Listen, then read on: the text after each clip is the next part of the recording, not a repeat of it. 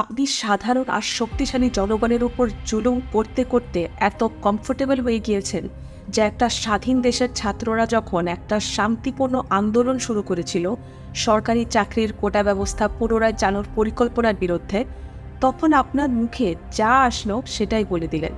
আপনি বললেন, তার মানে কি মুক্তিযোদ্ধার সন্তান নাতিপুতিরা কেউ মেধাবী না?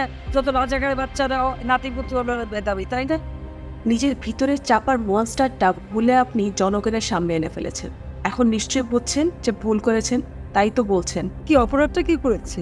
আমাদের টাকায় পরিচালিত নিরাপত্তা কর্মী আমাদেরই ভাইয়ের বুকে গুলি চালিয়েছে। আপনি যদি তাদের গুলি চালানোর অর্ডার নাই দিয়ে থাকেন তাহলে তাদের সবার এখন জেলে থাকা উচিত ছিল। পুলিশ আপনারই অর্ডার ফলো করে না, আর আপনার তো সেটা নিয়ে কোনো মাথা ব্যথাও দেখলাম না। এই পুলিশদের আর্মি র্যাব দিয়ে জেলে ভরা উচিত ছিল। ইনোসেন্ট ছাত্ররা সব জেলে কেন? সাধারণ আর এই শক্তিশালী জনগণকে কি মানুষ মনে হয় না? তাদের জীবনের দাম এই পদ থেকে বেশি মনে হয়? বেশি মনে হয় দেখিয়ে তো ভেবেছিলেন কয়েকজনকে মারলে ভয়ে সব চলে যাবে, কয়েকজনকে মেরে অপোজিট কোনো পার্টির ঘাড়ে চাপাই দিবেন আগের মতো। কিন্তু এবারের কোনো প্ল্যানই আপনার মন মতো হচ্ছে না, তাই তো বলছেন। কি অপরাধটা কি করেছি?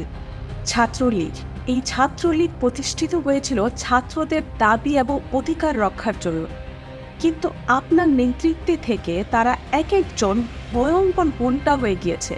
তারা ভুলে গিয়েছে যে তারা আপনার সিট রক্ষার্থে না, ছাত্রদের দাবি এবং অধিকার রক্ষার জন্য এই সংগঠনের অংশ হয়েছিল। কিন্তু লিডার যেমন সাগ্রত তেমন হয়েছে, তাও আপনি বুঝেন না, আর বলছেন কি অপরাধটা কি করেছি? আপনার ভুল না, আপনার অপরাধ হলো যে জনগণ আপনাকে সম্মান করে এই পদে বসিয়েছে। আপনার ভাষ্য মতে যে জনগণই আপনাকে বসিয়েছে কোনো ভোটাভুটি ছাড়াই। আপনি জনগণকে সম্মান দিয়ে কথা বলেননি, তুই বলে সম্বোধন করেছেন। তো বেটা তুই তাহলে পদত্যাগ চলে আয়, পড়াশোনার দরকার নাই। আপনি তাদের এমন ন্যায্য দাবি যা তারা শান্তিপূর্ণভাবে চাচ্ছিল তাদের গালি দিয়েছেন রাজাকার বলে। আপনি প্রোটেস্টারদের উপর গুলি চালানোর অর্ডার দিয়েছেন। যারাই অন্যায় প্রতিবাদ করেছে তাদের আটক করে অত্যাচার করছেন।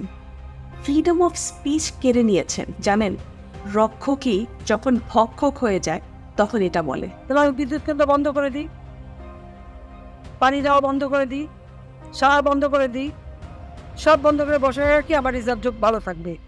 ভেবে দেখেন আপনার বাবা আপনার এই ডায়লগটা শুনলে আপনাকে কি করত?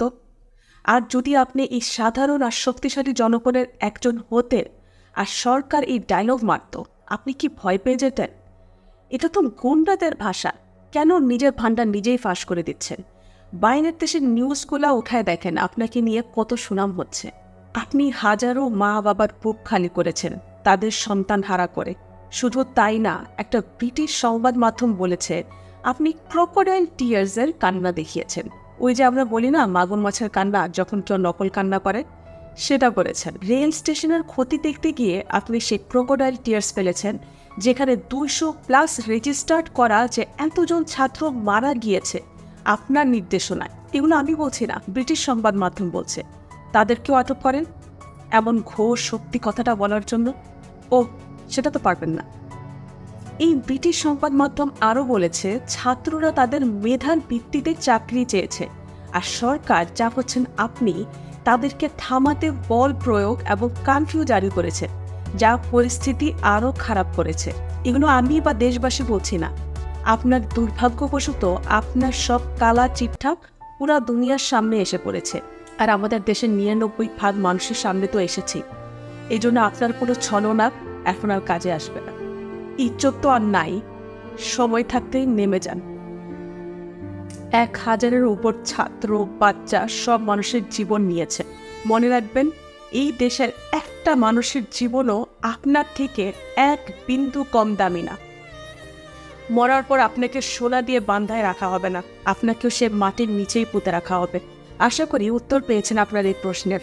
আপনি বলেছেন আমি কথা বলতে রাজি, কিন্তু আপনার হাতে এত যে তাজা রক্ত লেগে আছে সেটা ধুবেন না।